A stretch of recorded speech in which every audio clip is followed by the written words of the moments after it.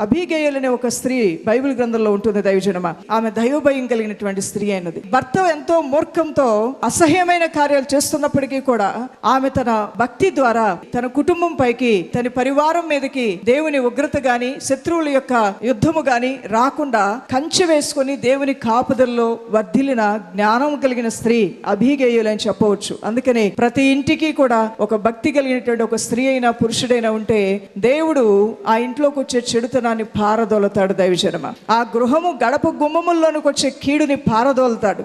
ఏ దుష్టుడైతే గలిబిలి పుట్టించాలని, అవమానపరచాలని, ప్రవేశించాలని ప్రయత్నం చేస్తాడో వాని క్రియలన్నీ కూడా దేవుడు లయపరచడం ప్రారంభిస్తాడు. అబీగయల్ యొక్క భర్తలో ఎంతో మూఢత్వము, కృతజ్ఞత లేనటువంటి జీవితం ఉన్నప్పటికీ కూడా ఆమె తన భర్తని మైలాడు అంటుంది. అదే భక్తి కలిగిన స్త్రీ చేసే కార్యం. ఒక భర్తకు ఇవ్వవలసిన గౌరవంలో ఏమాత్రమూ తగ్గించకుండా తన కుటుంబంలో ఉన్న స్థితిగతులు మార్చే దేవుణ్ణి ఆధారం చేసుకున్నది. దేవునికే మహిమ కలుగునుగా.